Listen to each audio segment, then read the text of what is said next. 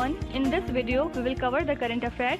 Before we move ahead, let me inform you that these questions are part of our daily 20 MCQ series in GK Today's Academy Android application.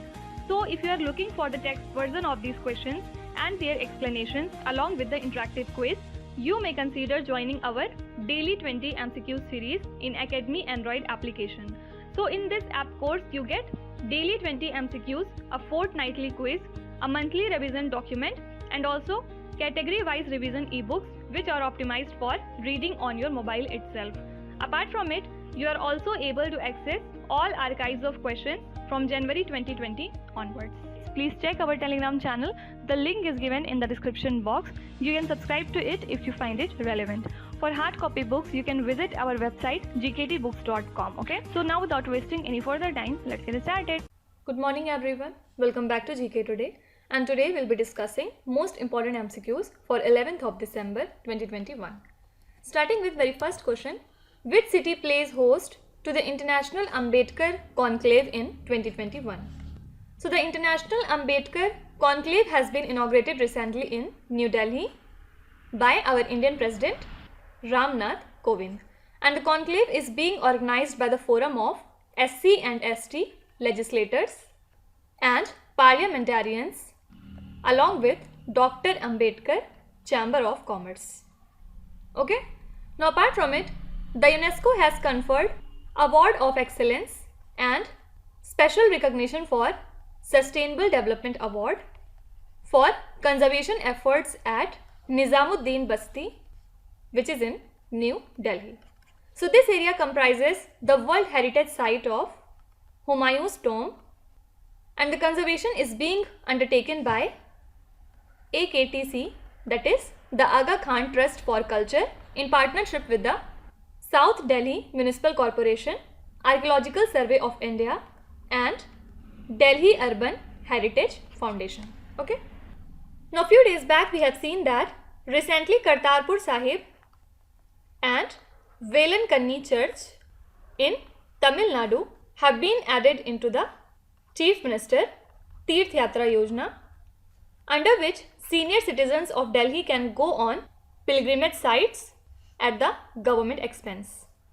Now also we have seen that Ministry of Ayush has virtually inaugurated the Ayurveda Parv 2021 in New Delhi, obviously to promote Ayurveda, and it aims for coordination and better utilization of Ayurvedic resources, education and manufacturing of the medicines. Fine. Question number 2. Which Indian-born economist is to be appointed as the first Deputy MD of IMF? So Geeta Gopinath, which is the Indian-born first female chief economist of the International Monetary Fund, is set to take over as the first Deputy MD, and she is set to take over the role of Geoffrey Okamoto. Actually 2 months ago, Geeta Gopinath had announced that she would rejoin Howard University in January 2022 to retain her tenured facility post after 3 years in IMF. Now do remember that Indian origin executive Parag Agrawal is the new CEO of Twitter. Then the new chairman of Central Board of Indirect Taxes and Customs, that is CBIC, is Vivek Johari. Then Geoff Alardis has become the permanent CEO of ICC.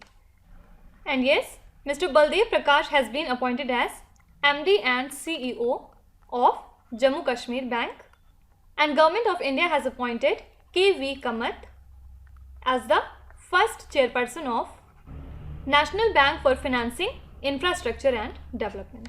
Okay.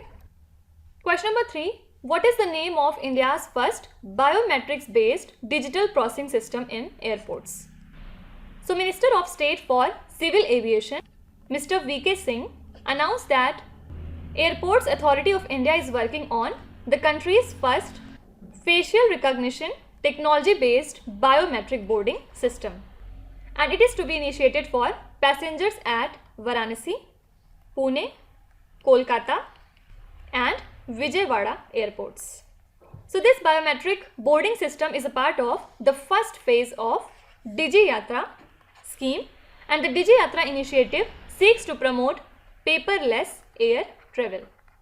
So it is a biometrics based digital processing system for passenger entry and related requirements, and the system is set to be launched in early 2022. Okay. Now as per NMP, that is National Monetization Pipeline, 25 airports have been earmarked for asset monetization over the years 2020-2025.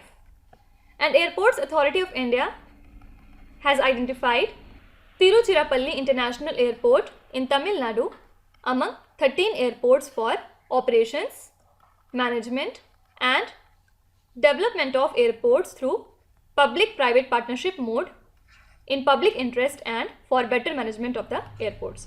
But yes, even after bringing these airports under public-private partnership mode of operation, Airport Authority of India will remain the owner of these airports, and all these airports will revert to AAI once the concession period is over. Okay. Now apart from it, the central government has recently declared the airport of Srinagar as a major airport under the AERA Act of 2008. What does AERA stands for? It is the Airport Economic Regulatory Authority Act. Okay. Do remember that center can designate any airport as a major airport if and only if it has annual passenger traffic of at least 35 lakh. This figure is quite important. Okay. And talking about Srinagar, UNESCO has recently designated Srinagar as a part of UNESCO Creative Cities Network, and this is the 6th city to achieve this honor. Can you tell me which are the other 5 cities? I have told you many times. Please write in the comments. Question number 4. Sresht scheme is set to be launched by which union ministry? First of all, what does Sresht stands for? It is the residential education for students in high schools in targeted areas. And this has been launched by Ministry of Social Justice and Empowerment. So this scheme will focus on the socio-economic upliftment and overall development of scheduled caste students by providing quality residential education to the meritorious scheduled caste students in reputed private schools which are having the residential facility. Okay. Now apart from it, Geological Survey of India, Ministry of Mines, in collaboration with the British Geological Survey, has developed a prototype regional LEWS for India. What is this? Landslide Early Warning System. And this system is being evaluated and tested by Geological Survey of India in 2 pilot areas in India.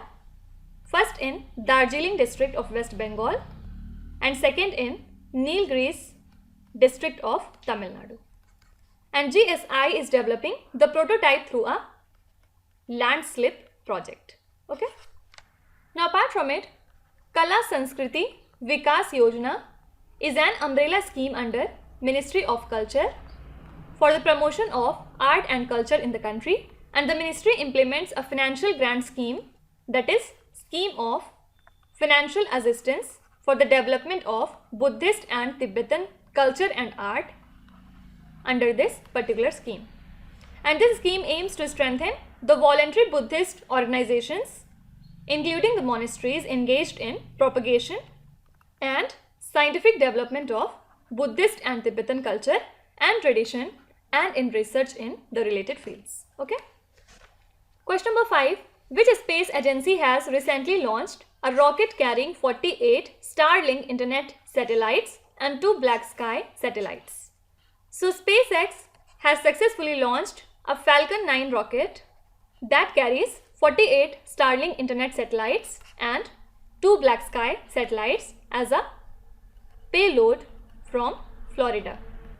And the partially reusable Falcon 9 rocket had its first stage boosters launched into space as a part of several missions, and the array of Starlink satellites offer internet coverage in remote areas of several countries. Now we have seen earlier that Indian government has warned people not to subscribe to Starlink internet services Why? Because the internet service is not licensed yet to offer satellite-based internet services in our India. And Department of Telecom has also directed the Starlink to comply with regulatory framework to offer the satellite-based communication services. Okay. Now apart from it, Starlink has unveiled a new smaller and rectangular dish recently, which interested customers can buy to understand the SpaceX's growing satellite constellation in a low Earth orbit. And talking about Starlink, it is the satellite internet project of SpaceX, and aim was to launch some 12,000 satellites into low Earth orbit to provide broadband internet coverage to the people on ground. Okay. And this dish that has been developed is thin and more lightweight as compared to the circular dish, which is being tested by Starlink beta users over 2020. Okay. Question number 6. Which institution releases the report titled as State Finances, a study of budgets of 2021 to 2022 annually? I think we have done this question in previous lecture. The RBI has released this particular report, and it is an annual publication that provides assessment of the finances of state governments against the actual and revised outcomes for 2019 to 2020 and 2020 to 2021. And the theme for this year report was Coping with the Pandemic, a third tier dimension. So for 2021 to 2022, the states have budgeted their consolidated gross fiscal deficit to GDP ratio at 3.7%. Okay.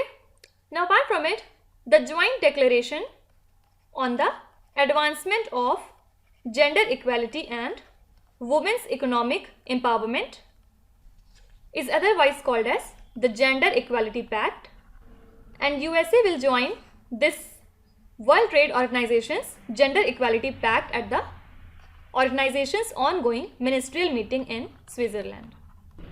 Only thing relevant is the Gender Equality Pact is associated with World Trade Organization. Okay.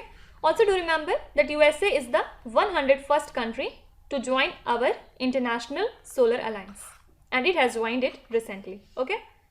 Then the Union Housing and Urban Affairs Ministry has extended the timeline for the implementation of Smart Cities mission to June 2023, obviously due to the coronavirus pandemic and other reasons. So as per the earlier deadline, the cities were expected to complete their projects within 5 years of selection under the Smart Cities mission, and 100 smart cities were selected through 4 rounds of competition from January 2016 to June 2018. Okay. Question number 7. GJ367b, which was discovered recently, is a dash.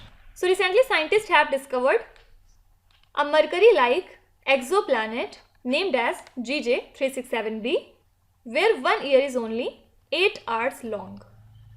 And it is believed to be a rocky planet like Mercury, and it has half of the mass of Earth. So this basically belongs to USP, that is ultra short period group of exoplanets that orbit their star in less than 24 hours.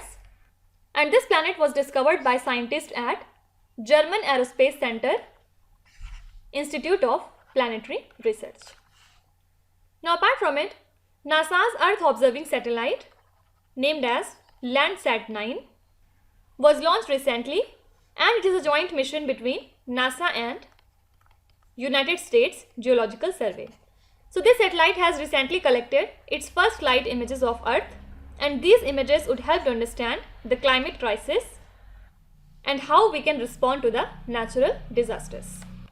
Also, NASA is set to launch a spacecraft to test an experimental method to deflect the nearby objects under DART mission.